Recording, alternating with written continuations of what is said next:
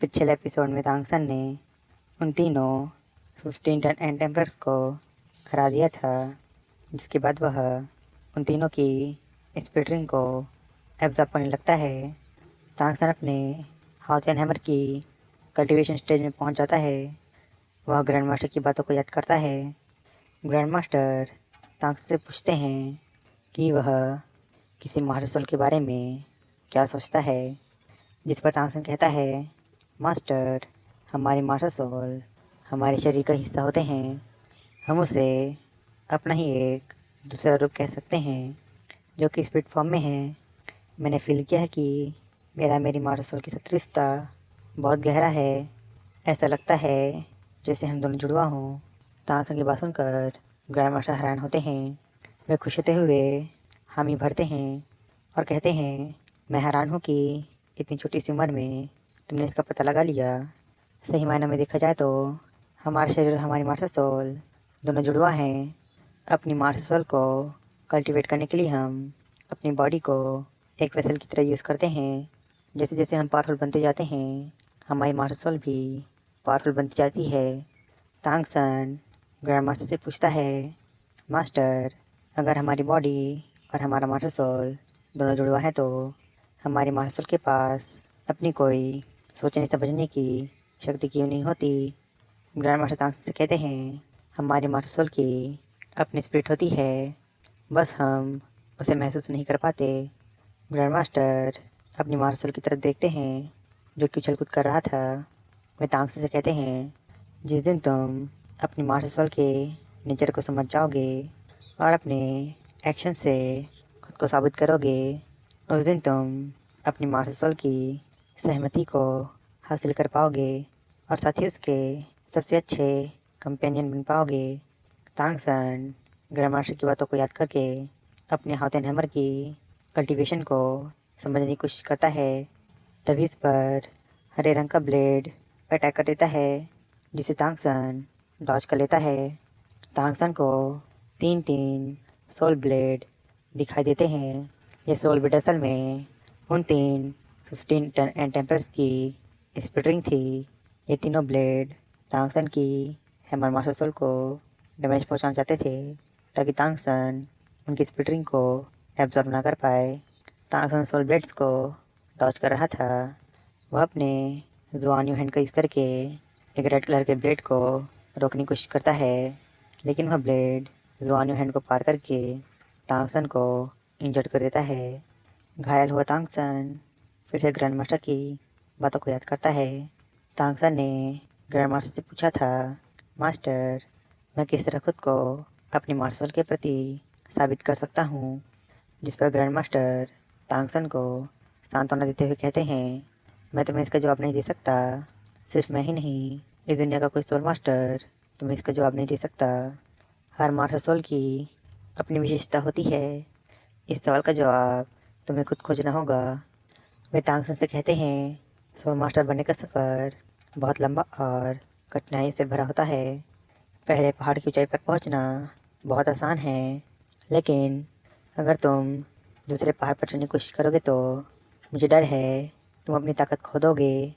Grand master तांगसन को समझाते और कहते हैं, लिटिल सैन, तुम्हारा लक्ष्य पहाड़ की आधी ऊंचाई पर चढ़ना नहीं है। तुम्हारा लक्ष्य अपनी पूरी ताकत से माउंटेन की पीक तक पहुंचना होना चाहिए। ग्रैंड मास्टर तांगसन को मॉर्टल वर्ल्ड से इमॉर्टल वर्ल्ड में जाने का रास्ता समझा रहे थे। उसके गॉड बनने का सफ़र बहुत ज़्यादा मुश्किल होने वाला है। ये बात ग्रैंड मास्टर भली भांति जानते थे। इधर तांगसन उन तीनों 50 टन एंड टेम्पर्स की स्प्लिटरिंग को एब्जॉर्ब कर रहा था। उसे उन स्प्लिटरिंग को एब्जॉर्ब करने में बहुत ज़्यादा दिक्कत हो रही थी। ग्रैंड मास्टर तांगसन को अपनी हैमर मास्टर सोल पर भरोसा रखने कहते हैं, तभी जाकर वह अपनी सेकंड मास्टर सोल को अच्छे से समझ पाएगा और उसका रियल ब्रदर बन पाएगा।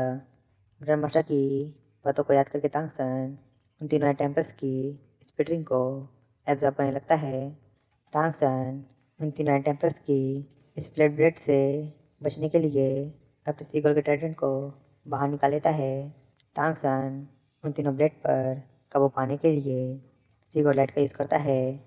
तांसन सबसे पहले एक रेड कलर की स्प्लिट ब्लेड को स्लो करके उसके स्प्लिटरिंग को एब्जॉर्ब करता है, लेकिन तभी अचानक बाकी के 2 ब्लेड तांसन पर अटैक कर देते हैं। ये देखकर तांसन अपने ट्राइडेंट को ऊपर उठाता है, लेकिन तभी वह रेड कलर की स्प्लिटरिंग तांसन की बॉडी से बाहर आ जाती है, जिससे तांसन और ज़्यादा इंजर्ड हो जाता है।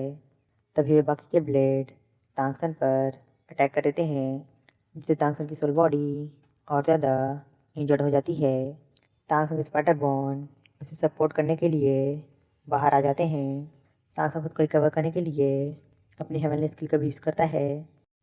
तांसन के गॉड लेवल स्पाइडर बोन उसे हर तरह के फिजिकल अटैक से बचा सकते हैं, लेकिन वह इन स्प्लिटरिंग से तांसन को नहीं बचा सकता। इसलिए तांसन अपने हाथ एंड हैमर को बाहर निकाल लेता है और अपने ग्रेट स्मियर हैमर को लॉन्च करने लगता है, लेकिन वे ब्लेड तांसन पर अटैक कर देते हैं। इतने सारे अटैक्स को रिसीव करने के बाद तांसन अपनी कॉन्शियसनेस को खोने लगता है। तांसन का ट्राइडेंट भी उसके हाथ से छूट जाता है।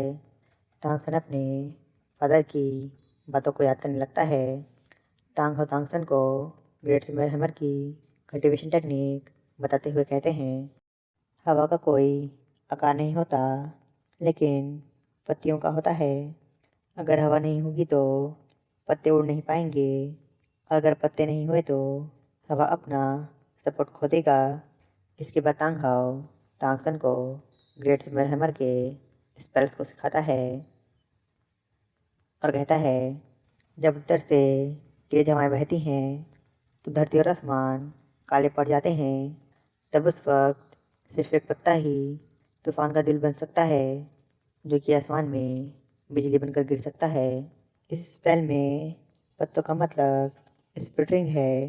तांग और तांगसन को आसान शब्दों में समझा रहे हैं कि उसे अपने हाउस एंड हैमर पर भरोसा रखना चाहिए।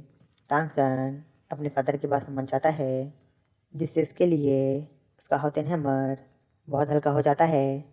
तांगसन अपना सारा सपोर्ट हटा लेता है और सिर्फ अपने हैमर पर रिलाय करने लगता है। वह अपनी डेथ गॉड डेमन को रिलीज करता है, जिसके बाद तांगसन फुल कॉन्फिडेंट के साथ अपने सुमेर हैमर को यूज़ करता है। वह उन तीनों स्प्लिटरिंग को पीट पीट कर उन पर काबू हासिल कर लेता है। हाउस एंड हैमर से पीटने के बाद वे तीनों सोल ब्लेड स्प्लिटरिंग में चेंज हो जाते हैं और एक एक करके हाउस एंड हैमर में एब्जॉर्ब हो जाते हैं। तांगसन स्प्लिटरिंग को एब्जॉर्ब करते करते अपने फादर की बातों को याद कर रहा था। तांग हाओ ने तांगसन से कहा था, जिसे हम ग्रेट स्मियर हैमर कहते हैं, वह अपने अंदर सभी स्प्लिटरिंग को एब्जॉर्ब करके गॉड लेवल फोर्स को क्रिएट कर सकता है। जितने भी स्प्लिटरिंग हाउस एंड हैमर में इंजेक्ट होते हैं वे प्योरेस्ट पावर में कन्वर्ट हो जाते हैं। सुमेर हैमर के लिए स्प्लिटरिंग तूफान में गिरी हुई पत्तियों की तरह हैं। तांगसन उन तीनों स्प्लिटरिंग्स को एब्जॉर्ब करते हुए तांग हाओ के सिखाए स्पेल्स को रिपीट करता है। जब हाउस एंड हैमर तबाही मचाएगा तब दुनिया के हर कोने में हाहाकार मच जाएगा। ग्रेट स्मियर हैमर को शताब्दियों तक याद किया जाएगा। हाउस एंड हैमर का फुल अप्रूवल मिलते ही तांगसन उन तीनों 15 टन एंड टेम्पर स्प्लिटरिंग को एक साथ एब्जॉर्ब कर लेता है। स्प्लिटरिंग के एब्जॉर्ब होते ही हाउस एंड हैमर का वजन तेजी से बढ़ने लगता है। आसपास की चट्टानें टूटने लगती है। तांगसन ने भले ही उन तीनों एंड टेम्परस की स्प्लिटरिंग को एब्जॉर्ब कर लिया था, लेकिन फोर्सफुली तीन स्प्लिटरिंग को एक साथ एब्जॉर्ब करने की वजह से तांगसन को भी बैकलैश का सामना करना पड़ता है। ये तीनों सोल रिंग आपस में लड़ रहे थे, जिससे तांगसन का स्पिरिट पावर डैमेज हो जाता है। तांगसन अपने डैमेज स्पिरिट को रिकवर करने लगता है। इसके बाद हम हुलिना को देखते हैं, जिसके आगे उसका नेक्स्ट ऑब्स्टेकल खड़ा था। हुलिना का नेक्स्ट ऑब्स्टेकल कोई और नहीं बल्कि तांगसन था। तांगसन को देखकर हुलिना खुद से कहती है, मुझे ये पहले ही समझ जाना चाहिए था। मेरे दिल में तुम सबसे इम्पोर्टेंट पर्सन हो। मेरे दिल में हमेशा से तुम्हें हराने की डिज़ायर थी, लेकिन सॉल्टर सिटी के अंदर तुमने मेरे दिल में अपने लिए जगह बना ली थी। मुझे यह मानना पड़ेगा कि तुम मेरे सबसे बड़ा ऑब्स्टेकल हो, लेकिन इस बार मैं किसी भी कीमत पर तुमसे नहीं हारने वाली। तभी हुलिना को अपने आगे तांगसन की मेमोरीज दिखाई देने लगती है। वह सीधे स्टार दो ग्रेट फॉरेस्ट के अंदर पहुंच जाती है, जहां पर तांगसन शव को बचाने के लिए मार्शल सोल एम्पायर के सोल मास्टर के साथ फाइट कर रहा था। मार्शल सोल एम्पायर के सोल मास्टर तांगसन पर अटैक करते जा रहे थे, जबकि तांगसन शव को बचाने उनसे फाइट कर रहा था। मार्शल सोल एम्पायर के सोल मास्टर अपना कंबाइन अटैक तांगसन पर करते हैं। होलिना उन्हें रोकने की कोशिश करती है, लेकिन वह कुछ नहीं कर पाती। उनका कंबाइन अटैक तांगसन को लगता है, जिससे तांगसन हेवीली इंजर्ड हो जाता है। लेकिन तांगसन हार नहीं मानता। वह मार्शल सोल एम्पायर के सोल मास्टर के साथ कंटिन्यू फाइट करने लगता है। तांगसन को इस फाइट में कई सारी सीरियस इंजरीज आई थी। तांगसन पूरी जान लगाकर शव को प्रोटेक्ट कर रहा था। ये देखकर होलिना अपने मन में कड़वाहट फील करती है। तभी शावो तांगसन को बचाने के लिए अपना सेक्रीफाइस कर देती है और अपनी सोल रिंग तांगसन को दे देती है। होलिना के होश उड़ जाते हैं। तभी होलिना आइस फायर मॉस स्प्रिंग में पहुंच जाती है, जहां वह तांगसन को देख पाती है, जो कि शावो को रिवाइव करने के लिए अपनी स्पिरिट रिंग्स को फोर्सफुली अपनी बॉडी से बाहर निकाल रहा था। इस प्रोसेस के अंदर तांगसन को बहुत दर्द का सामना करना पड़ रहा था, लेकिन फिर भी वह एक एक करके अपनी स्पिरिट रिंग शव के अंदर ट्रांसफ़र कर रहा था। होलिना को रियलाइज़ हो जाता है कि वह तांगसन के लिए परफेक्ट नहीं है। होलिना तांगसन से नफरत करती थी, क्योंकि इसकी वजह से वे चैम्पियन नहीं बन पाए थे और उसे बहुत ज़्यादा ह्यूमिलेशन का सामना करना पड़ा था। वह तांगसन और श्रेक स्कूल से बदला लेना चाहती थी, जिसके बाद वह सॉल्टर सिटी गई, जहाँ उसकी मुलाकात तांगियन से हुई। वह तांगियन से बहुत ज़्यादा इम्प्रेस हो गई थी, क्योंकि तांगसन ने कई बार हुलिना की जान बचाई थी। वह तांगियन को पसंद करने लगी थी, जबकि इसके विपरीत वह तांगसन से नफरत करती थी। लेकिन जब उसे ये पता चला कि तांगियन ही तांगसन है, तब उसके इमोशंस बहुत कॉम्प्लिकेटेड हो गए थे, जिससे वह सबसे ज़्यादा नफरत करती थी। उसी से वह प्यार करने लगी थी। उसे लगता था कि वह तांगियन को एक दिन हासिल कर लेगी, लेकिन उसके सपने टूटकर बिखर जाते हैं। होलिना तांगसन और शावो को देख खुद से कहती है, शावो के लिए तांगसन अपनी जान की बाजी लगा सकता है, जबकि तांगसन के लिए शावो अपना खुद का भी सेक्रीफाइस करने के लिए तैयार है। दोनों ने अपने लिए बेस्ट चुना है। होलिना डिटरमाइंड होकर कहती है, तांगसन अब मैंने भी अपना लक्ष्य चुन लिया है। मैं समझ गई हूँ कि तुम्हारे दिल में शव के लिए जो जगह है वो मैं कभी नहीं ले सकती, इसलिए अब हम असली दुश्मन बन गए हैं। इसके बाद होलिना तांगसन के साथ फाइट करने तैयार हो जाती है। इसके बाद हम तांगसन को देखते हैं, जो कि मेडिटेट करके उन तीनों 15 टन एंड टेम्पर की स्पीड रिंग को काबू करने की कोशिश कर रहा था।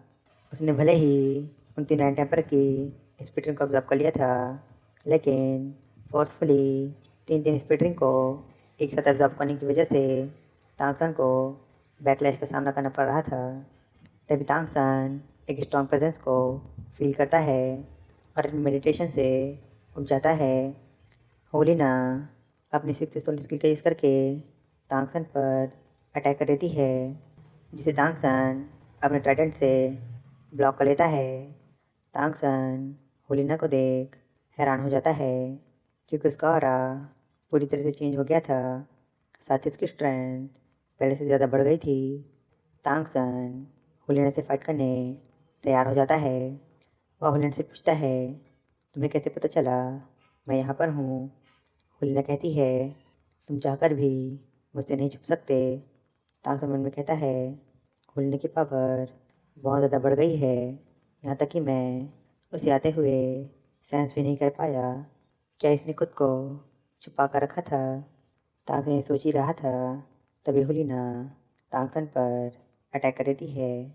तांगसन भी टाइटेंट का यूज़ करके उसके अटैक को ब्लॉक कर लेता है। वह हुलिना की स्ट्रेंथ देख बहुत ज़्यादा शॉक हो जाता है। वह समझ नहीं पा रहा था कि हुलिना इतनी स्ट्रॉन्ग कैसे हो गई। तांगसन अपनी एड्सोल स्किल का यूज़ करके हुलिना को मिरर केज में फंसाने की कोशिश करता है। वह मन में कहता है, हुलिना का फाइटिंग स्टाइल अब पूरी तरह से चेंज हो गया है। यह अब पहले से ज़्यादा अग्रेशन के साथ अटैक कर रही है। वह समझ नहीं पा रहा था कि आखिर हुलिना को क्या हुआ है और वह अचानक स्टार ऑफ ग्रेट फॉरेस्ट कैसे पहुंच गई। इसके बाद हम ग्रैंड मास्टर को देखते हैं, जिन्होंने उस फॉर्मेशन का पता लगा लिया था। वे बहुत ज़्यादा शॉक हो गए थे। वे जल्दी से ज़ुबैंग के पास जाते हैं, जहाँ पर कई सारे एल्डर्स मौजूद थे। ग्रैंड मास्टर टेंशन में थे। तांगशो ग्रैंड मास्टर से उनकी चिंता का कारण पूछते हैं। ग्रैंड मास्टर उन्हें फॉर्मेशन के बारे में बताता है और कहते हैं पूरा तियाना एम्पायर खतरे में है। वे सभी को राक्षस गॉड के इनहेरिटेंस के बारे में बताते हैं।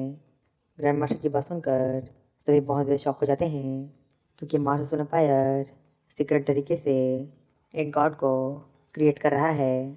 ज़ुबैंग और बाकी सब टेंशन में आ जाते हैं। ज़ुबैंग पूछते हैं आखिर वह कौन हो सकता है जो राक्षस गॉड को इनहेरिट कर रहा है। डीन कहते हैं इसका जवाब सिर्फ विविताओं दे सकती है। ग्रैंड मास्टर कहते हैं अगर मार्शल एम्पायर के अंदर एक गॉड आ जाता है तो हमारे लिए जीत पाना मुश्किल हो जाएगा। मार्शल कहते हैं अगर ऐसा है तो हमें जल्दी से जल्दी जैलिंग पास को कैप्चर करना होगा। ग्रैंड मास्टर कहते हैं तांगसन और बाकी के शेड डेविल हाशिन आइलैंड गए हैं। हमें उनके वापस आने तक जैलिंग पास को कैप्चर करना होगा, इससे पहले कि मार्शल एम्पायर हमारे अगेंस्ट एक गॉड को ले आए। ज़ुबैंग मार्शल और बाकी के जनरल्स को आदेश देते हैं और उन्हें सभी ट्रुप्स और सोल मास्टर के साथ बैटलफील्ड में जाने के लिए तैयार होने कहते हैं। ग्रैंड मास्टर अभी भी चिंता में थे। टीन ग्रैंड मास्टर से जाकर विविधाओं से मिलने कहते हैं। इसके बाद हम विविधाओं को देखते हैं, जिसकी इंजरीज अब पूरी तरह से हील हो गई थी, लेकिन उसे अभी भी होश नहीं आया था। ग्रैंड मास्टर उसके पास जाते हैं। वे बहुत ज़्यादा उदास हो गए थे। वे खुद को कोसने लगते हैं, क्योंकि वे इतने स्ट्रांग नहीं है कि विविधाओं को प्रोटेक्ट कर सके। अगर वे पावरफुल होते तो विविधाओं को इतनी सारी प्रॉब्लम्स का सामना नहीं करना पड़ता। डीन और बाकी सब ग्रैंड मास्टर के लिए दुखी हो जाते हैं। इसके बाद हम जैलिंग पास के अंदर का सीन देखते हैं, जहाँ पर सभी फिलामेंट्स बैटल की तैयारियां कर रहे थे। सैन फिलामेंट कहते हैं हुलिना का टेस्ट अब शुरू हो चुका है। बहुत जल्द मार्शल एम्पायर के पास एक गॉड लेवल का सुप्रीम बीइंग होगा, जो इस दोनों कॉन्टिनेंट को मार्शल एम्पायर की मुट्ठी में ले आएगा। सेकंड फिलामेंट कहते हैं हुलिना के टेस्ट के ख़त्म होने तक हमें जैलिंग पास को डिफेंड करना होगा, जिसके बाद हमारी जीत पक्की हो जाएगी। क्यांदोलियो सभी से योजना के अनुसार काम करने कहते हैं, जिसमें बाकी के फिलामेंट्स मान जाते हैं।